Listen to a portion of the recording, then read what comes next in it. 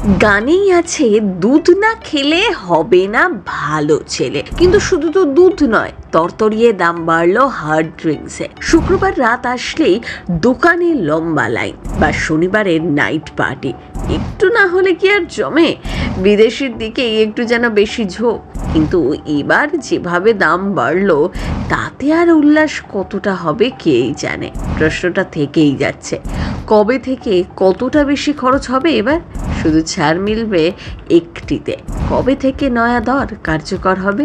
আবগারি শুল্ক বেড়েছে, কাজেই 1 ডিসেম্বর থেকে হার্ড ড্রিঙ্কসের দাম বাড়তে পারে রাজ্যে আবগারি বিভাগের সাম্প্রতিক বিজ্ঞপ্তি অনুযায়ী ভারতে তৈরি বিদেশি এবং দেশির ওপর অতিরিক্ত শুল্ক চাপানোর নির্দেশ দেওয়া হয়েছে, যার ফলে খুচরো মূল্যে প্রতি বোতলের দাম 10 থেকে 40 টাকা পর্যন্ত বাড়তে পারে।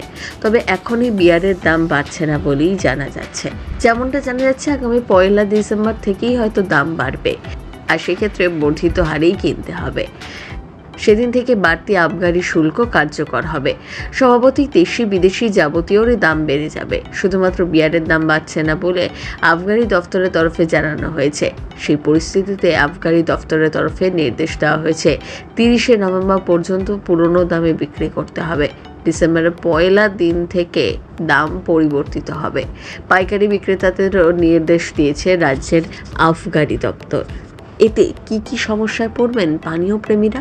রাজস্ব বৃদ্ধির জন্য গ্রাহকরাই সমস্যায় পড়বেন।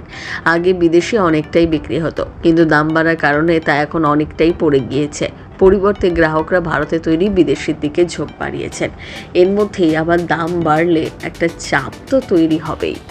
শুধু হার্ড ড্রিঙ্কসের নয়, বাড়ছে দুধের দামও। দুধের দামে পরিবর্তন আগেই লক্ষ্য করা গিয়েছিল, কখনো 1 টাকা, কখনো বা 2 টাকা, কিন্তু এবার এক ধাক্কায় বাড়লো 4 টাকা দাম। যা আগে ছিল মাদার ডেয়ারি, তা এখন নাম পরিবর্তন করে হয়েছে বাংলা ডেয়ারি।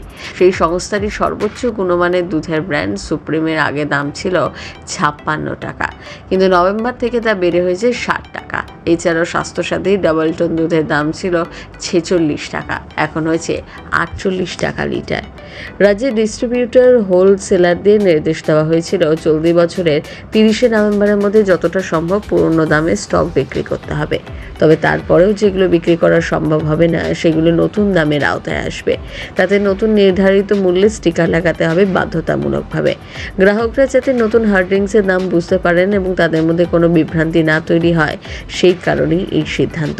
ডিসেম্বর মাস নিউ ইয়ার ইভে রাজ্য জুড়ে বিক্রির রেকর্ড হারে বাড়ে। তাই যেন এই সময়কেই বাছা হলো প্রথম বাংলা ব্যুরো।